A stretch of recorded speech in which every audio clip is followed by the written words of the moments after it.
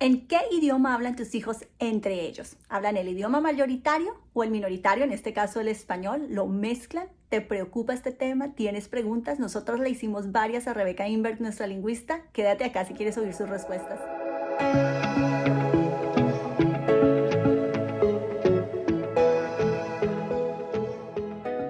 El rol de los hermanos es un rol muy importante.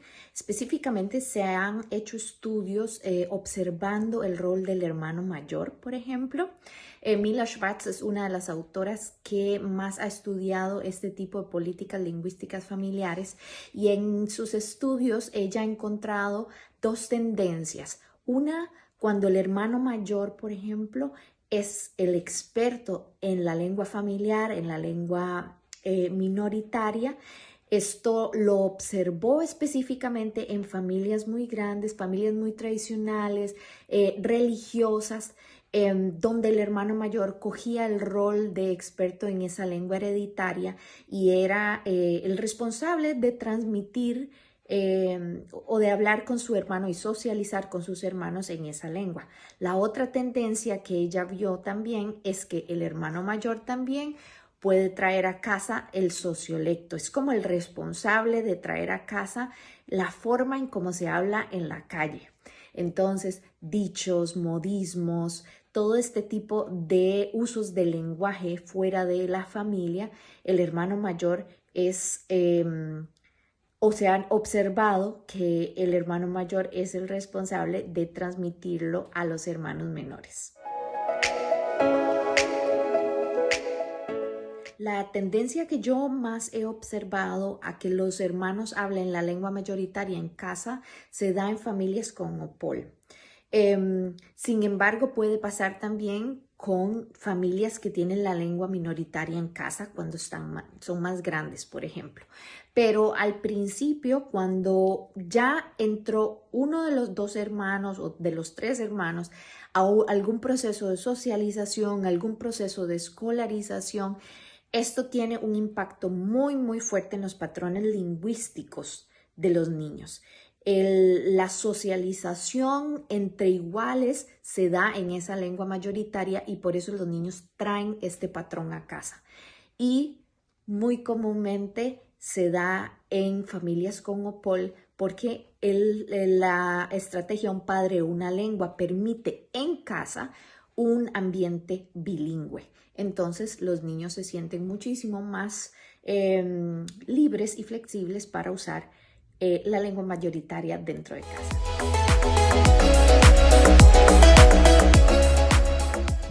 No es malo que usen la lengua mayoritaria dentro de casa.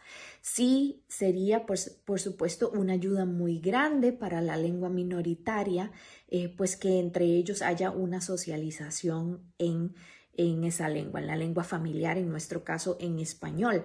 Sin embargo, no va a afectar su bilingüismo o el desarrollo del lenguaje si entre los hermanos se hablan en la lengua mayoritaria. Lo más importante es que nosotros como padres sigamos consistentes en dar input de calidad, en ser modelos para nuestros hijos de esa lengua.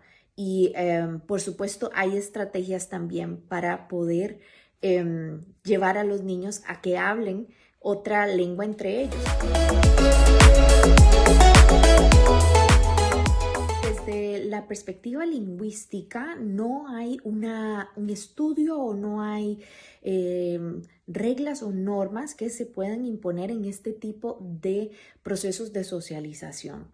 Entonces, mucho va a depender de la política lingüística familiar, o sea, de cada familia en particular, qué estrategias están usando dentro de casa, qué tan flexibles son con las reglas, etcétera.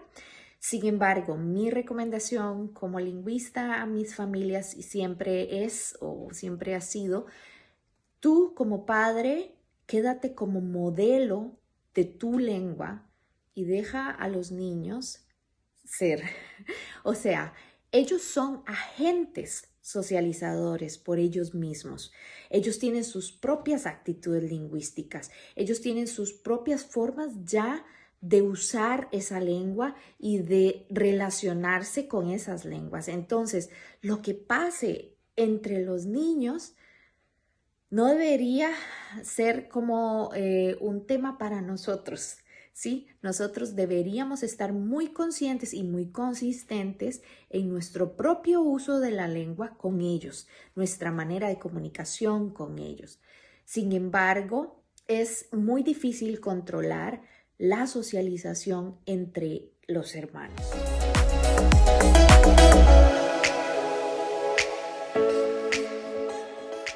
Yo estoy preparando a mi hija desde ya, casi que desde que quedé embarazada, es un tema ya en nuestra familia. Cómo vamos a hablarle al bebé, en qué lengua vamos a hablarle al bebé, etc. Y desde ya yo la estoy preparando como experta en español para que ella me ayude en el proceso de transmitir el español a su hermanito. Entonces, ¿qué estrategias he usado? Hicimos una cuenta de personas que hablan alemán a nuestro alrededor.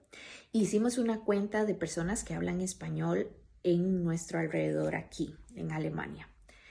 Pues ella vio que había muy poquitos que hablábamos español.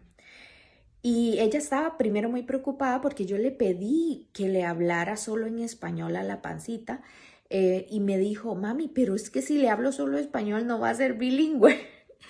Y entonces hicimos este conteo de personas. Cuando ella vio que eran tantos que hablaban alemán, ella misma después dijo, yo tengo que ayudar con el español porque casi no tenemos personas que le hablen en español. Entonces, desde el día 1, ya desde el vientre, ella le ha hablado en español al bebé. Entonces, para nosotros, como familia que nunca, tenemos muy poco contacto con personas que hablen español, es para nosotros muy importante que ella nos ayude en este proceso. Entonces, los niños o los hermanos mayores, por decir así, pueden ser agentes de motivación, pueden ser modelos de la lengua, pueden jugar el papel de maestros que les encanta y se sienten importantes y se sienten responsables. Eso es una muy buena estrategia para empezar desde el día 1 a intentar crear un patrón de socialización entre los niños. Yo ya sé que en algún momento de su vida ellos van a hablar tal vez alemán entre ellos, que es lo más común que se hable la lengua dominante entre ellos, dominante, no necesariamente la mayoritaria, pero sí la dominante. Y en el caso de mis hijos, yo sé que va a ser el alemán.